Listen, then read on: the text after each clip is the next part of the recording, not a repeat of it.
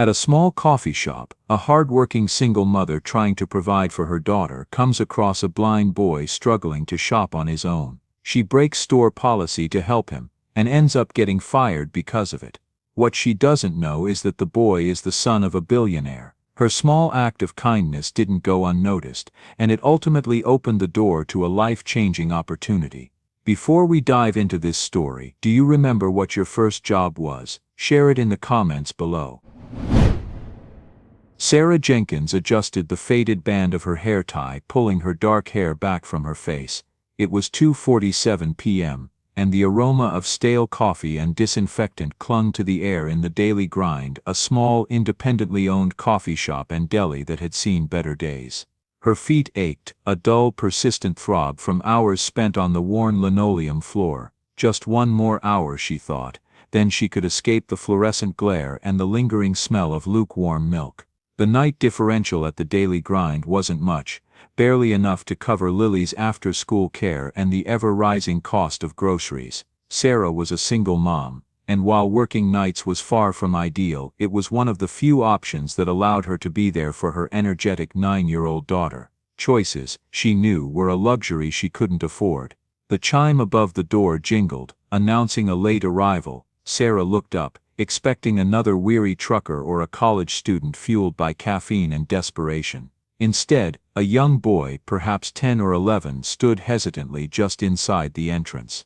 He wore a neat dark jacket, and though his eyes were obscured by large dark sunglasses, his movements were cautious, a white cane tapping tentatively in front of him.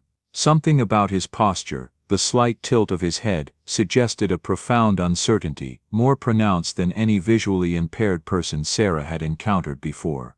"Hello," the boy called out, his voice a little shaky, a hint of frustration in his tone. "Is anyone working here?" Sarah quickly set down the tray of cooling pastries she was about to put away. "Yes sir, I'm right here," she said, her voice soft and reassuring. "How can I help you?"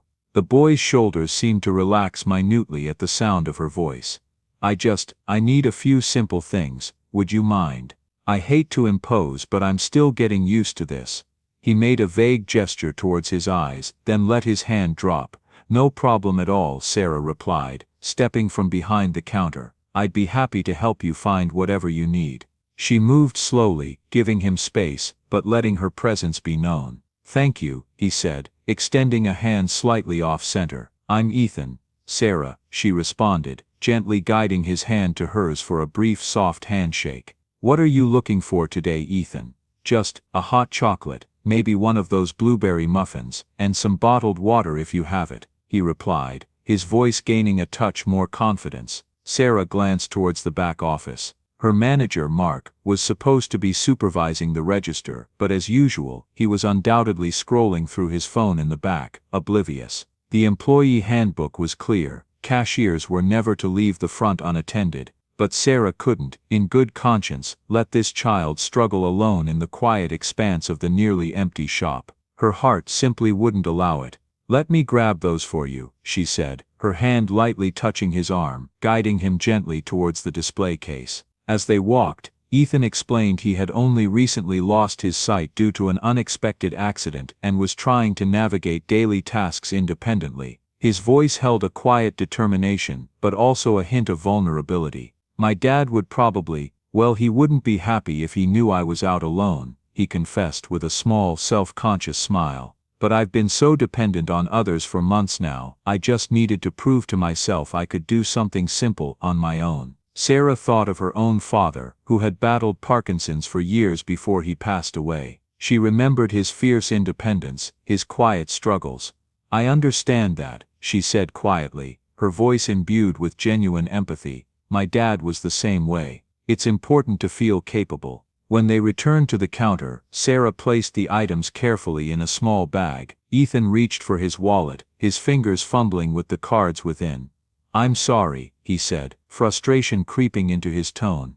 I can't find my card." He dropped a few plastic cards onto the counter, his fingers brushing against a thick stack of bills. "No worries at all," Sarah said, her voice calm. "Just take your time, let me help you find it." She gently guided his hand to the scattered cards, picking up the one that felt like a credit card. "Is this it?" she asked softly. "What the hell is going on here?" Mark's voice sliced through the quiet hum of the coffee shop, sharp and filled with anger. Sarah turned to see her manager standing there, arms crossed, his face flushed with indignation. "I'm just helping this customer, Mark," Sarah began, her heart already sinking. "I can see that," Mark snapped, his eyes narrowed. "You left the register completely unattended for over 5 minutes. That's a fireable offense, Sarah, and you know it. We have strict policies." "But sir," Ethan interjected, his voice surprisingly firm for a child, "she was only helping me because I asked her to. I couldn't." "Not your concern, kid," Mark cut him off rudely, his gaze fixed on Sarah. "And you," he continued, turning back to her, "were you going through his wallet? Are you serious right now? We have a cash register for a reason." "I wasn't. He asked me to help find his card," Sarah protested, her cheeks flushing with a mixture of embarrassment and anger. "Sure he did," Mark sneered, a dismissive wave of his hand. "Look, I've been wanting to clean house anyway." "You're too soft, Sarah, always making exceptions for people. This place is a business, not a charity. We can't have employees doing whatever they please, compromising our security." Sarah felt a surge of heat rise to her face. "He's a child, Mark, and he's blind. What was I supposed to do? Just let him struggle?" "Not my problem," Mark declared, his voice cold and final, "and not yours anymore either. You're fired. Grab your stuff and get out, now." Ethan stood perfectly still beside her, his expression unreadable behind his dark glasses. He started to speak. "Sir, I must insist." "It's okay, Ethan," Sarah said quietly, touching his arm, feeling a tremor run through her fingers. "It's not worth it." She turned back to Mark, her voice steady despite the turmoil inside her. "Let me just finish helping this customer, and I'll go." Sarah's hands trembled as she helped Ethan complete the transaction, carefully putting his card back into his wallet. As she handed him the bag, she made a snap decision. "If you ever need help again, Ethan, just call," she whispered, slipping him a small folded piece of paper with her personal number on it. "I don't work here anymore, obviously, but I'm usually around." Ethan's small hand found hers and squeezed it gently, a silent acknowledgement. "I'm so sorry about your job, Sarah," he murmured. Sarah forced a smile, knowing he couldn't see it.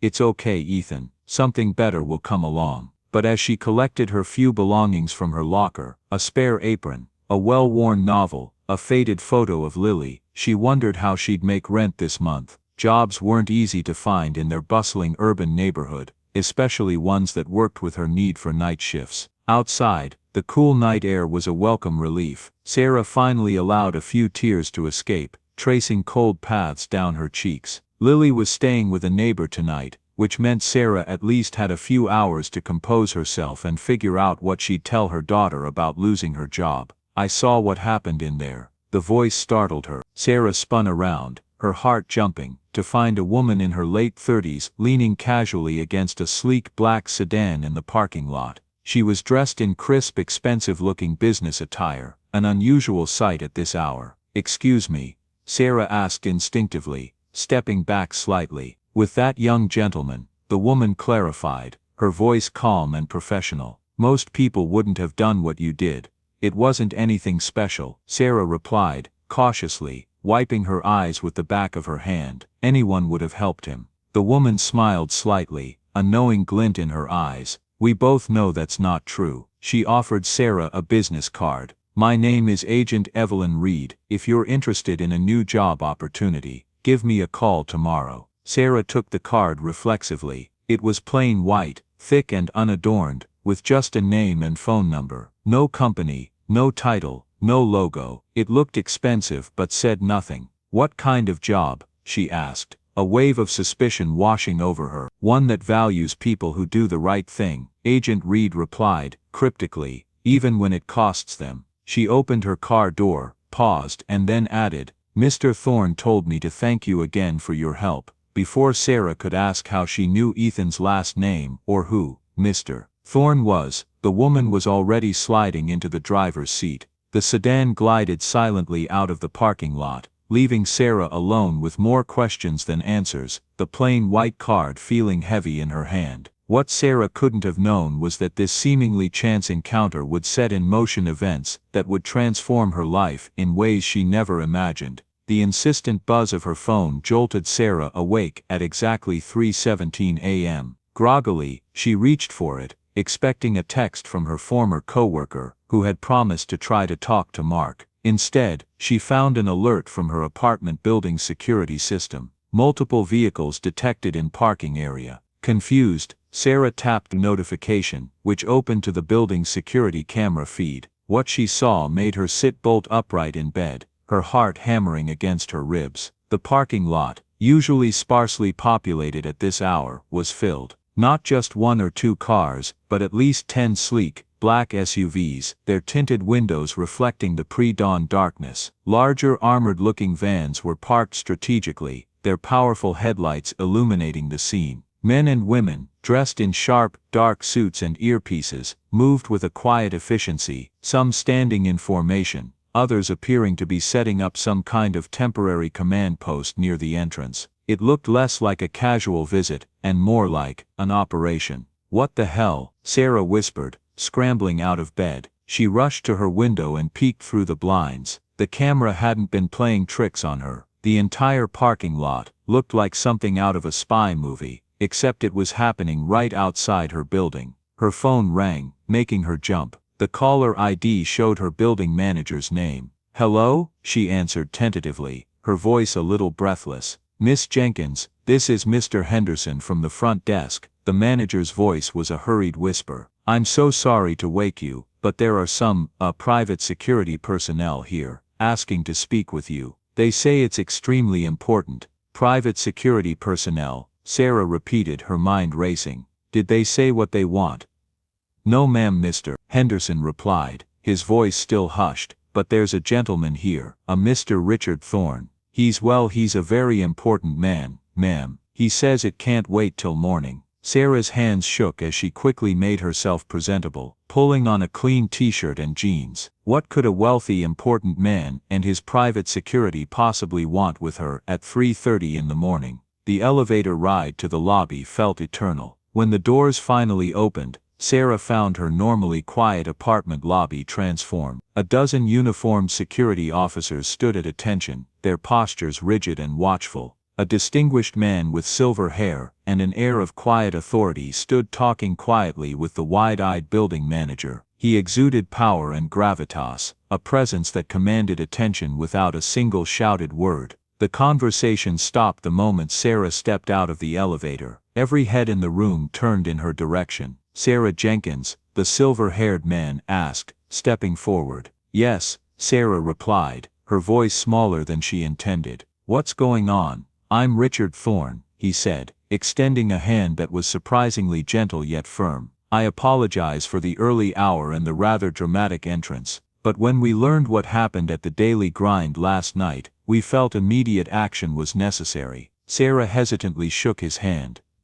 "The Daily Grind? You mean, me getting fired? I don't understand what that has to do with all of this." She gestured vaguely at the imposing security presence. Mr. Thorne exchanged a brief meaningful glance with a woman standing nearby, the same woman from the parking lot, Agent Reed. "Perhaps we should continue this conversation somewhere more private," he suggested. 5 minutes later, Sarah found herself sitting on her small apartment living room couch, across from Richard Thorne, Agent Reed, and 2 other high-ranking security or corporate officers. The surreal nature of the situation wasn't lost on her 4 impeccably dressed, powerful individuals perched on her second-hand furniture at 3:30 in the morning. "Miss Jenkins," Richard Thorne began, his voice calm and measured, "the young man you assisted last night, the one who identified himself simply as Ethan, is actually Ethan Thorne, my son." Sarah stared at them, her mind reeling.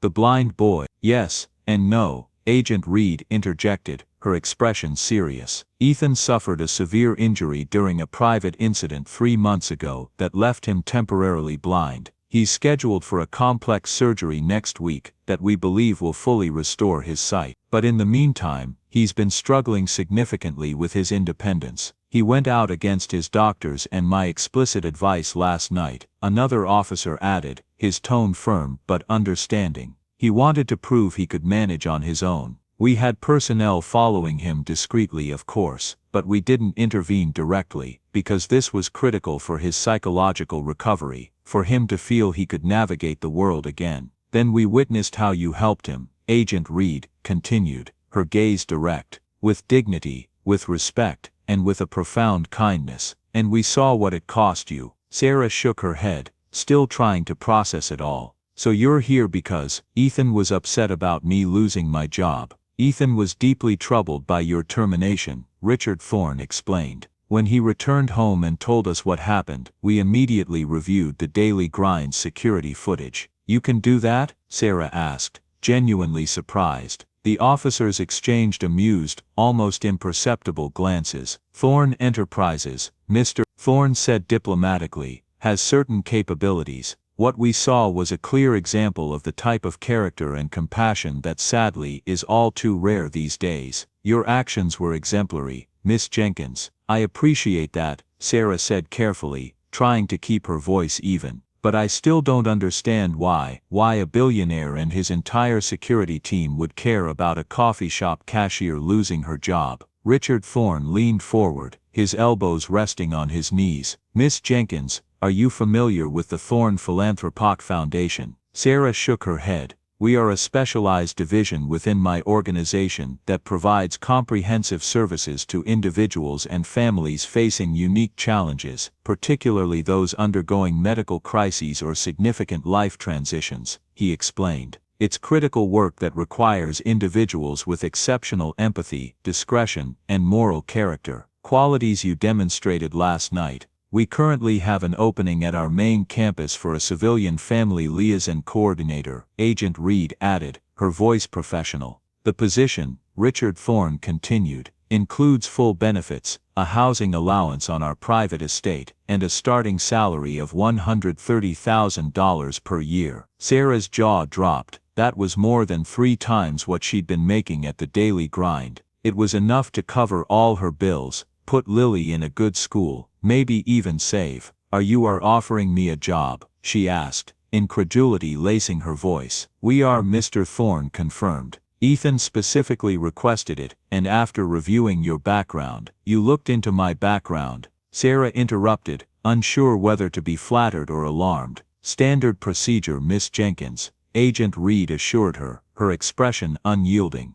Your work history, your volunteer activities at your daughter's school, your handling of your father's care during his illness, everything indicates you're exactly the kind of person we need. Sarah sat back, overwhelmed. This doesn't seem real. Things like this don't just happen. Sometimes they do, Richard Thorne said, with a gentle smile. Sometimes one small act of kindness opens doors you never knew existed. As the officers began to gather their belongings, preparing to leave, Sarah found her voice again. Wait, why all of this? She gestured towards the window, where the black SUVs and security vehicles were still visible, a silent, imposing presence. Why the middle of the night, full-scale security deployment? Richard Thorne paused at the door, his hand on the knob. Ethan is my only son, Miss Jenkins. He means everything to me. When he is distressed, when he feels someone has been wronged on his behalf, we tend to respond with appropriate urgency. His eyes crinkled at the corners, and between us, he was quite insistent that we make a proper impression.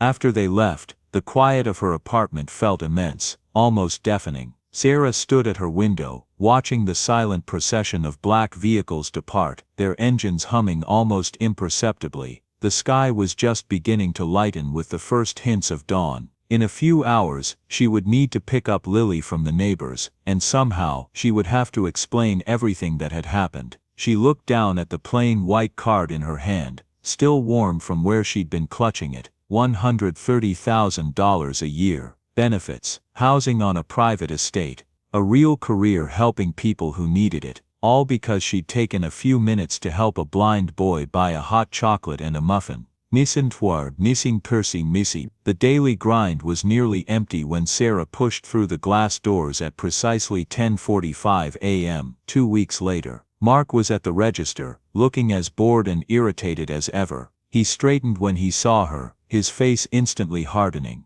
You're not supposed to be here, he said, his hand moving instinctively towards the phone beneath the counter. "I'll call the police if I have to. You're trespassing." Sarah held up her hands, a small calm smile playing on her lips. "I'm just here as a customer, Mark, nothing more." His eyes narrowed suspiciously as Sarah walked calmly to the cooler, selected a bottle of sparkling water, and brought it to the counter. She noticed a crumpled "Help Wanted" sign taped beside the register. It hadn't taken long for them to try and replace her. "That'll be $2.19, Mark said flatly, his gaze still wary. Sarah handed him exact change, then lingered for a moment. "How's the hiring going, Mark?" she asked mildly. Mark scowled, pushing the bills into the drawer. "Not that it's any of your business, but the last 2 quit after 2 days. Nobody wants to work night shift here, especially with the way I run things. It's too demanding." "That sounds stressful," Sarah said, her tone neutral. "Look, if you're here to beg for your job back, you're wasting your time," Mark snapped, finally looking her directly in the eye.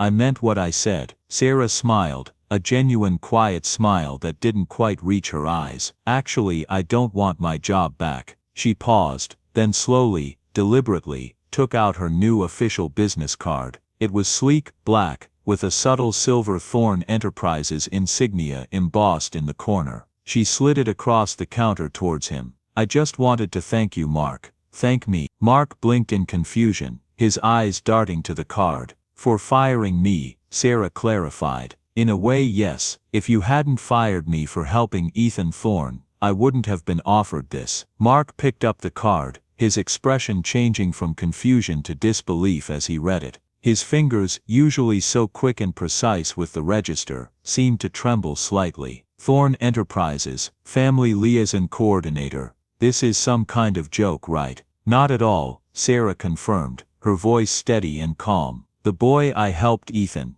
He's the son of Richard Thorne, the CEO of Thorne Enterprises." His superiors were quite impressed when they reviewed the security footage and saw how you handled the situation. The color drained from Mark's face, his mouth opened, then closed. "Security footage, they saw what happened." "Every word, Mark," Sarah confirmed. "Mr. Thorne was particularly interested in your management style, and your adherence to company policy above all else." Mark set the card down with trembling fingers, as if it were suddenly too hot to hold. "Are you saying Thorne Enterprises is watching this store, that the Thorne family?" His voice trailed off, a note of pure fear in his eyes. Sarah merely shrugged, a subtle, almost imperceptible movement. "I'm not at liberty to discuss operational details, Mark. But I can tell you that the Thorne family has a lot of friends in very high places, people who care deeply about how individuals, especially those in vulnerable situations, are treated." She picked up her water bottle, took a slow sip, and turned to leave. Then she paused, glancing back at Mark, who stood frozen, his face ashen. "Oh, and Mark," Sarah added, her voice carrying a quiet weight, "I'd reconsider your policy about helping customers who might need a little extra assistance. You never know who might be watching, or who they're connected to." As Sarah pushed through the glass doors into the sunlight, she heard the distinct sound of Mark frantically dialing the phone. She couldn't help but smile, a small satisfied curve of her lips. It wasn't about revenge. Sarah wasn't a vindictive person. But there was something deeply satisfying about Mark finally understanding the consequences of his callousness. "Mr. But, we're really going to live on a billionaire's private estate?" Lily asked for the 3rd time, her eyes wide with excitement as she bounced on her new bed. The room was spacious, bright, and already felt like home. Sarah smiled as she folded another of her daughter's t-shirts and placed it in the nearly packed suitcase. It had been 2 surreal weeks since that pre-dawn meeting, and they were almost ready for the move. Their new life had begun even before they unpacked. "Yes, sweetie, our new house is right on the Thorne estate, and you'll go to school right here too. It's a wonderful school." "Will there be other kids like me?" Lily asked suddenly, her expression serious. Sarah sat down beside her daughter and tucked a strand of hair behind the girl's ear. "Lots of them, honey. Kids whose parents work for Thorne Enterprises, just like I will now. And the boy you helped, the one who's going to get his eyesight back, he lives here too, with his family." "Ethan Thorne?" Lily asked, her voice hushed. He's really going to be able to see again. Yes, he is, Sarah confirmed. And you'll meet him soon, I promise. Lily wrapped her small arms around Sarah's neck, squeezing tightly. I knew you were special, Mom. Dad always said you had a heart bigger than the whole world. Sarah swallowed the lump in her throat. David, her husband, had been gone for 4 years now, a construction accident that had left her a widow at 28. But sometimes, Lily still remembered the simple, profound things he'd said. I'm not special, honey, Sarah whispered, her voice thick with emotion. I just did what anyone should do. That's what makes you special, Lily said, with the simple, undeniable wisdom of a 9-year-old. You do the stuff everyone should do, but don't. As Sarah held her daughter close, she marveled at how completely their lives had changed. A simple act of kindness in a humble coffee shop had set off a chain of events that transformed their entire future, opening a door to a life she could only have dreamed of. Sometimes, the universe has a way of returning kindness when you least expect it, and sometimes, doing the right thing in your darkest moment can lead to the brightest of new beginnings. Join us to share meaningful stories by hitting the like and subscribe buttons. Don't forget to turn on the notification bell to start your day with profound lessons and heartfelt empathy.